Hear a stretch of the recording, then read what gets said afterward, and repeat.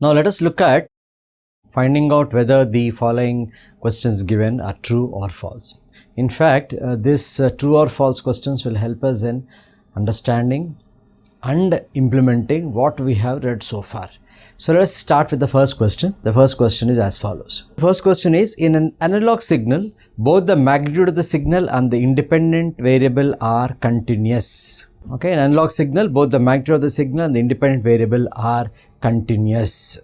So we have to tell whether this is true or false. Earlier we have seen that analog signal definition we have given that the magnitude of the signal and the independent variable are continuous. Okay, so this must be a true. So let us see whether it is true or false. The answer is true, because if it is a continuous time signal, the magnitude and the time of the signal will vary continuously. So this is a continuous time signal. So we are saying it is a true. Okay. Now let us look at the second question. Complex exponential signal is a three-dimensional signal. A complex exponential signal is a three-dimensional signal. The answer is true. Let us look at the third question. The third question says the sync signal is a periodic signal. What is the formula for verifying whether a signal is continuous or not? That means x of t plus t, capital T, must be equal to x of t. Then it is a periodic signal. So let us see if sync signal is a periodic signal or not. As we have also seen earlier, this is false. So sync signal is not a periodic signal. It is a non-periodic or a periodic signal. So our answer is false. Okay, if you see the sync signal diagram, sync signals look like this. Okay, there are some crossover points here, isn't it? So this sync signal is a non-periodic signal. Now let us look at the fourth question. The fourth question says the sinusoidal and complex exponential signals are always periodic. The sinusoidal signal and an exponential signal. Okay, we have seen what a sinusoidal signal is. A sinusoidal signal is like this.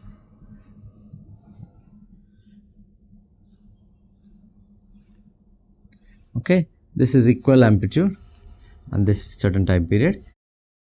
Okay, similarly, you have an exponential signal, okay, or it can be a signal which is falling. Okay, exponentially rising signal or exponentially decay signal. So are these periodic? That's what the question says. What is the question? The question says the sinusoidal and complex exponential signals are always periodic.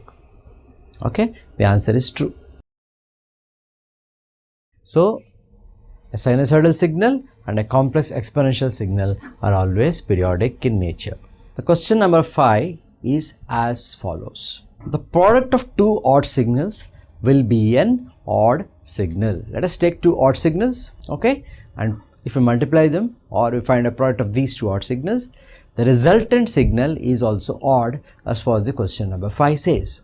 Is it true or false? Okay, we all know what is an even signal condition and an odd signal condition, isn't it? So from that we have to also further go and analyze. If I multiply two odd signals, then the result is also an odd signal. Of course, if I multiply two odd signals, the result is not an odd signal. So it is a false answer. So the answer is false. So if I multiply two odd signals, let us say signal 1 and signal 2, if I multiply this is odd and this is odd. Okay, I am taking a product here. The resultant is not equal to an odd signal. Okay, so the answer is false. Question number 6 is, when the energy of a signal is finite, then the power will be infinite. Okay, we're talking about two types of signals. We said energy signal and a power signal, and when we talk about energy of a signal, if it is finite, then the power will also be infinite. That means energy is here, this is finite, whereas power is infinite. Okay, is this valid for a signal? We have to find out whether this is a statement which is true or false. the statement is false. Okay, when the power is infinite, the energy is 0 and vice versa. So we cannot say that energy is infinite and then power is infinite. So the answer is false. Question number 7 is, when the power of a signal is finite, then the energy will be 0. Again, a little bit tricky question. Let us compare this with the earlier question 6. The question says what we said? We said power is infinite and we said the energy is finite. Now let us see here. 7th question says, when the power of a signal is finite, then the energy will be 0. This again is false. Okay. When the energy is 0, power must be infinite. So that's the condition. So 7th question, the answer is again false. What is true? If the energy is 0, then the power must be infinite for a signal to be classified as a power signal. So this is a false answer.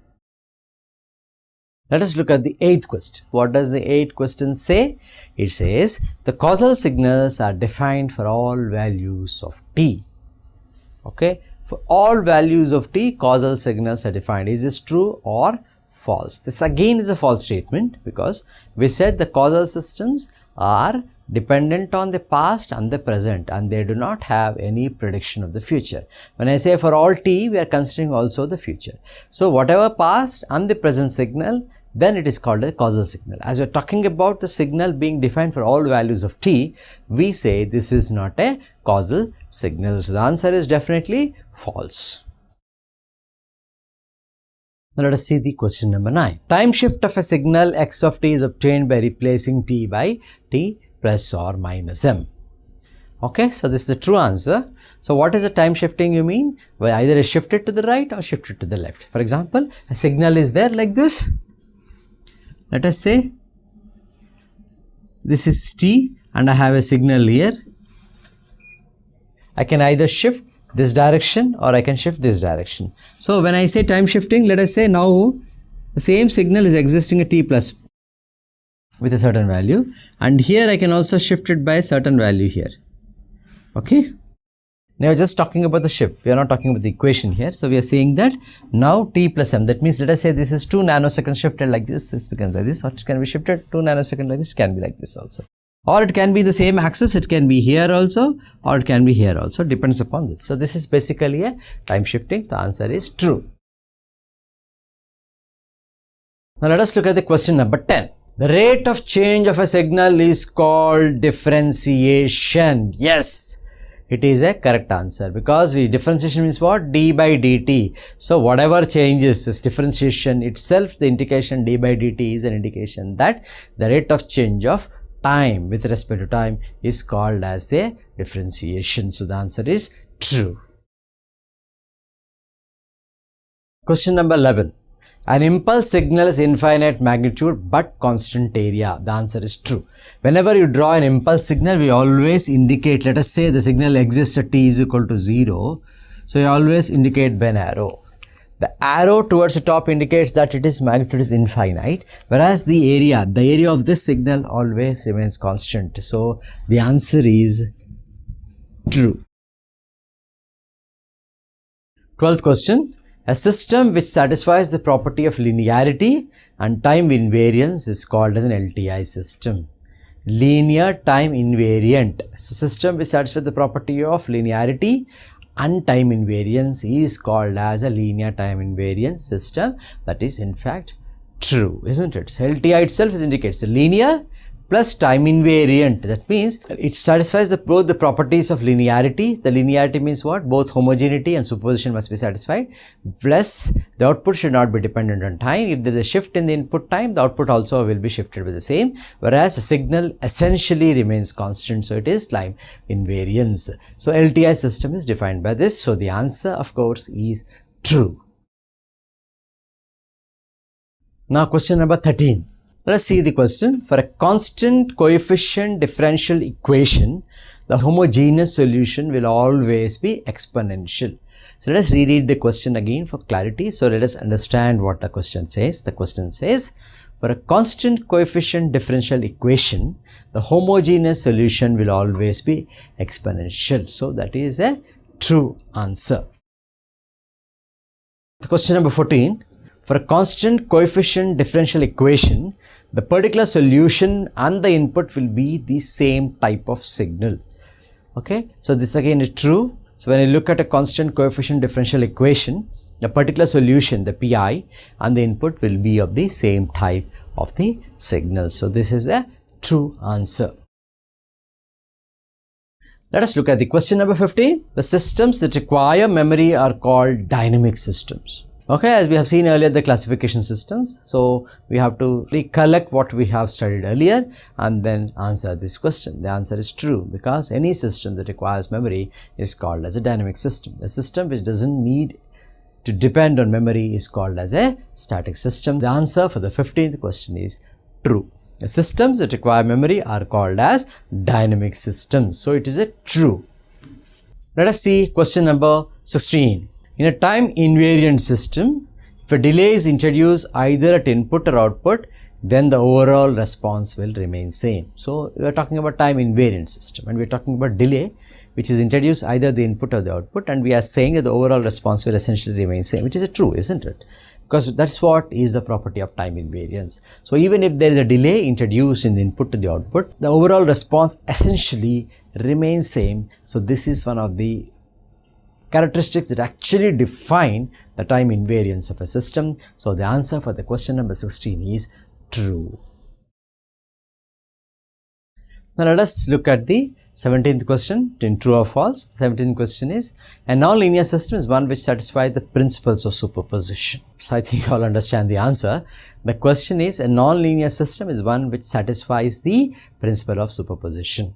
We have seen earlier that the linearity property, one of the important conditions to be met for a system to be linear is superposition. But we are talking about a non-linear system, so answer is definitely false. So a non-linear system will never satisfy superposition principle.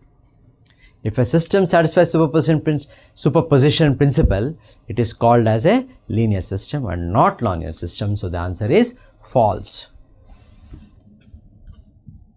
18th question. The non-causal systems can be realized in real time. Non-causal systems can be realized in real time. So we already, when we spoke about causal systems, we said real-time systems are all causal, and anything which is not real except for some conditions cannot satisfy causalities. That means they are non-causal. So that means if the system is real-time, it must be causal and not non-causal. So this question says non-causal systems can be realized in real time. That's what it says. So we cannot realize them in real time. So the answer is false. Now the question number 19. The question number 19 is, the response of a non-causal system depends only on the past inputs.